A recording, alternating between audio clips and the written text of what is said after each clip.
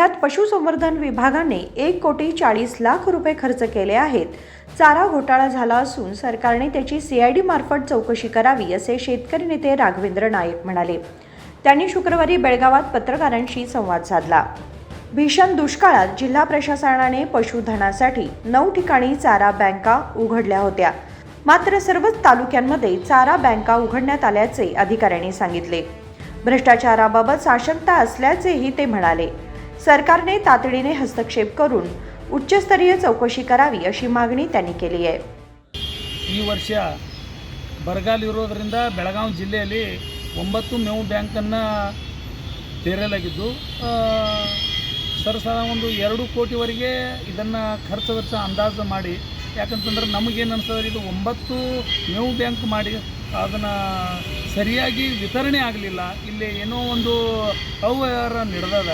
ಆಮೇಲೆ ನಮಗೇನು ಅನ್ಸೋದಂತಂದ್ರೆ ಇಂಥ ಬರಗಾಲದೊಳಗೆ ಮೇವು ವಿತರಣೆ ಸರಿಯಾಗಿ ಆಗಿಲ್ಲ ಅಧಿಕಾರಿಗಳ ಮೇಲೆ, ಅಥವಾ ಇದನ್ನು ಯಾಕೆ ಈ ಥರ ಇದನ್ನು ಇಷ್ಟು ವೆಚ್ಚನ ಹಾಕಿ ಮತ್ತು ಈ ಥರ ಇದನ್ನು ರೈತರ ಮೇಲೆ ಒಂದು ಹೊಣೆ ಈ ಥರ ಏನು ಮಾಡ್ತಾರಂತಂದ್ರೆ ಇದನ್ನು ಸಂಪೂರ್ಣವಾಗಿ ಇದು ಒಂದು COD ತನಿಖೆ ಆತಂತಂದ್ರೆ ನಮ್ಮ ರೈತರಿಗಾಗಲಿ ರಾಜ್ಯಕ್ಕಾಗಲಿ ಒಂದು ಅನುಕೂಲ ಆಗ್ತದೆ। ಯಾಕಂತಂದ್ರೆ ಇದು ವರ್ಷ ಬರಗಾಲ ಅತಿವೃಷ್ಟಿ ಇರೋದರಿಂದ ಈ ಥರ ಏನೋ ಒಂದು ಅಧಿಕಾರಿಗಳ ಬರೀ ಇದನ್ನು ತಮ್ಮದೇ ಒಂದು ಲಾಭಗೋಸ್ಕರನ ಯಾವುದೇ ಒಂದು ಈ ಥರ ಮಾಡಿ ರೈತರ ಮೇಲಿನ ಹಾಕಿ ಈ ಥರ ಮಾಡ್ತಾರೇನೋ ಅಂತ ಅನ್ನಿಸ್ತದೆ।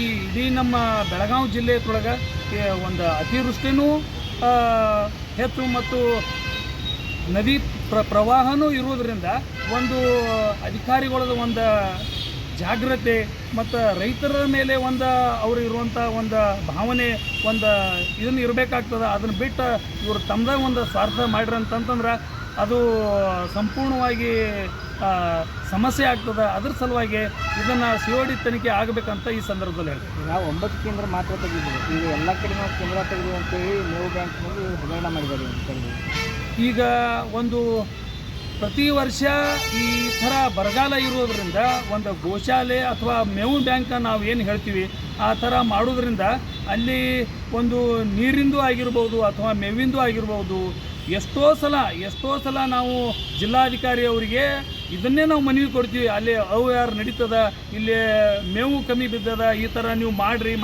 ಹೇಳಿದಾಗ ಅಲ್ಲಿ ಅಧಿಕಾರಿಗಳನ್ನು ಒಂದು ಅವ್ಯವಹಾರ ಮಾಡಿ ಸಂಪೂರ್ಣವಾಗಿ ರೈತರು ಅದನ್ನು ತೊಂದರೆ ಒಳಗೆ ಇದನ್ನು ಸಿಗಿಸ್ತಾರೆ।